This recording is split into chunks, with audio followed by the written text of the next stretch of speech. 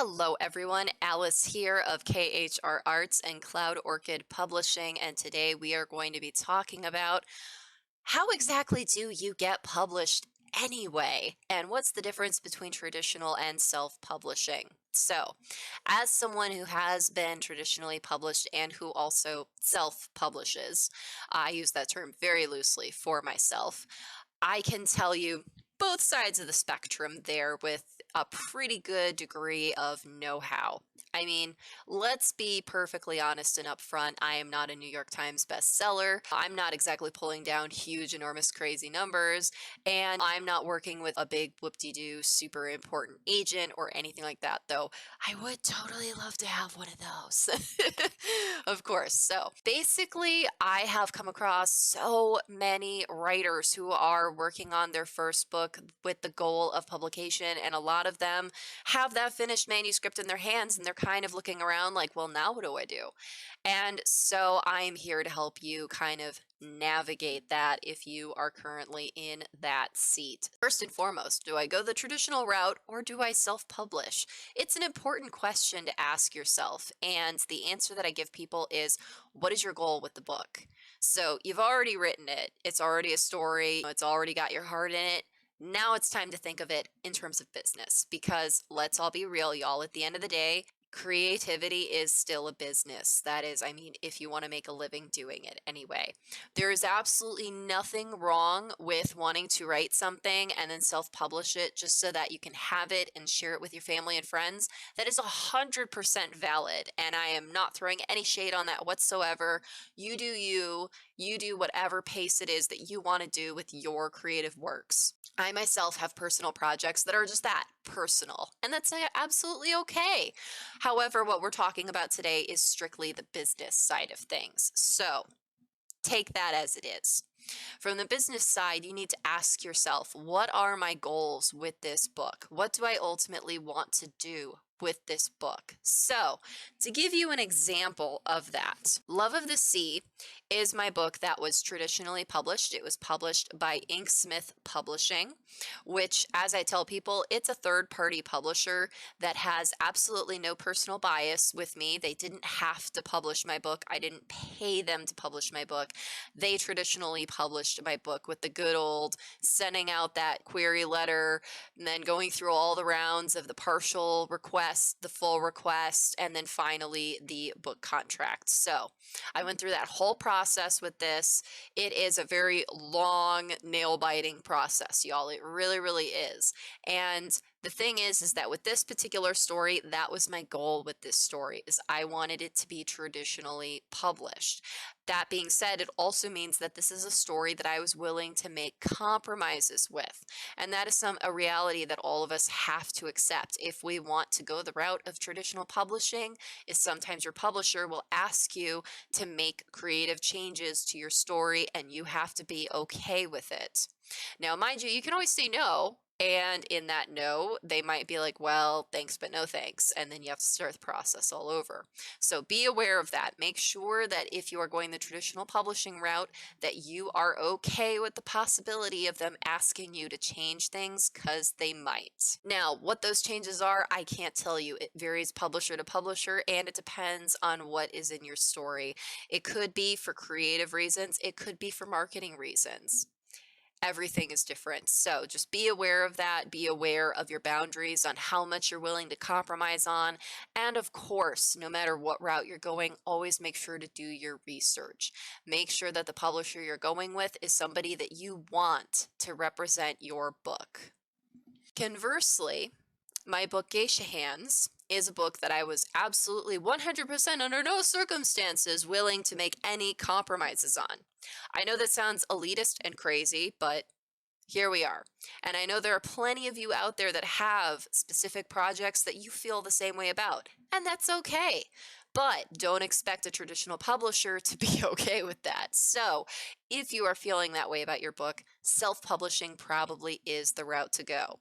Now, the reason why when I say I've self-published something, I use that term loosely, is because I own my own publishing house with my co-editor Brian Thompson, which means that it is a legit publishing house. We do have IBN numbers. I do have books that are circulated in Chicago public libraries, so it is not a vanity self-published book.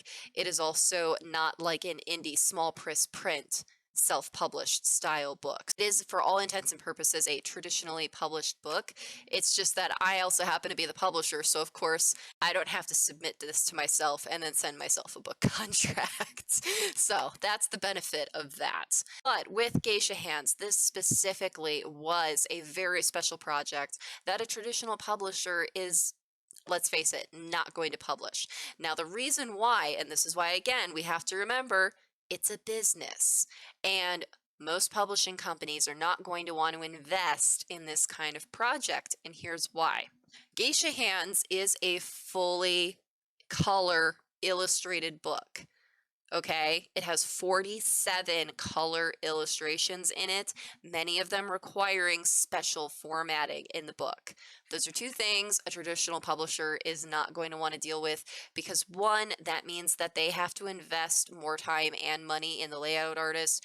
Two, it's also going to make the book more expensive because it requires color printing as well as taking those layout changes. That's a big reason why a traditional publisher is not going to take this book.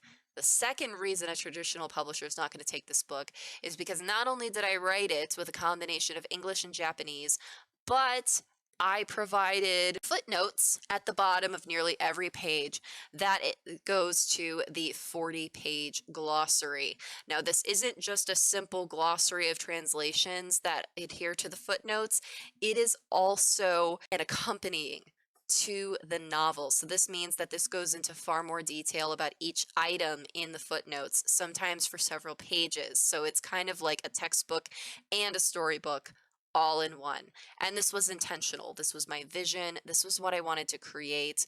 And this is why I was absolutely under no circumstances going to compromise on this project. In order for this to have been even possibly accepted by a traditional publisher, I would have had to scrap the entire glossary, the translations, probably most of the Japanese that I feature, as well as I would have had to scrap all of the illustrations. And honestly, at that point, it really would have lost the true purpose that I had behind writing this particular story.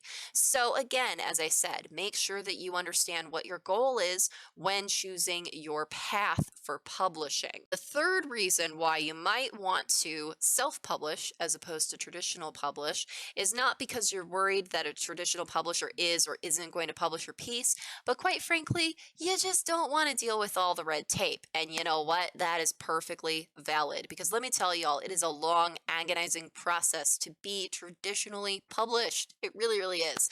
It can take as long as 2 years. And that's if you are on the fast track to getting published. That's from sending out the initial query to it's a book in your hands. It takes that long.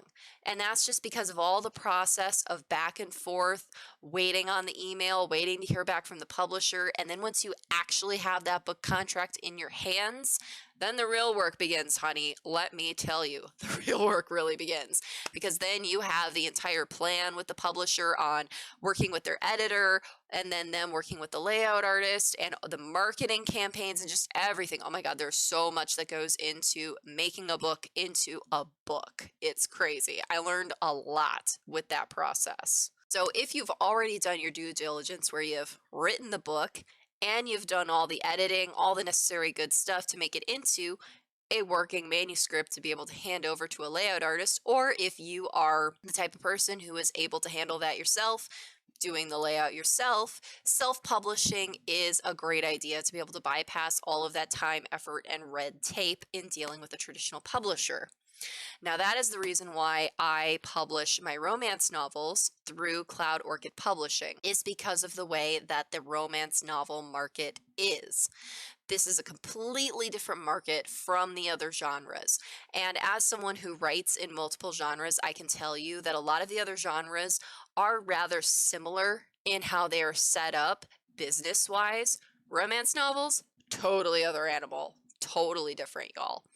I found from an insider that once you have 10 romance novels, that's when you really actually start to see significant sales. And a big part of that reason is because the way the audience for romance novel readers behaves. Now, with other types of novels, such as historical fiction, sci fi, fantasy, whatever, a lot of times those are people who are just looking for something to read, to enjoy, spend an afternoon. Romance readers oftentimes will buy an entire stock from an author, whether all in one go or they'll finish a book and buy the next one, finish a book and buy the next one. It's basically like candy or potato chips. It's a fun, fluffy thing to read, whether over the course of one afternoon or several, but they are definitely going to plow through your catalog. And most of those readers don't really pay much mind to romance authors unless you have a large catalog for them to plow through. If you only have one or two books, your sales are going to be a lot lower just because they're not sure if you're going to keep going with the series or keep going with the books for them to be able to have that more of the same sort of feeling. So that's why I publish them self-publish through my publishing house, Cloud Orchid Publishing, is so that I can take advantage of that fast turnaround and so that I can get these books out quickly. I'm already currently working on my fourth romance novel to be able to put out there, and it just would not make sense for me business wise to be able to put this through a traditional publishing house because it would just take too much time and too much red tape. And this way I can reach my readers faster and easier. So I hope that this answered your questions for today. If you are sitting in that chair wondering, what route do I take? How do I go about doing this? I know we didn't go into the super details of how exactly you go about traditional publishing, but I'll help y'all with that in the next one. So be sure to tune in next time. Thank y'all so much for watching. Take care. Bye bye.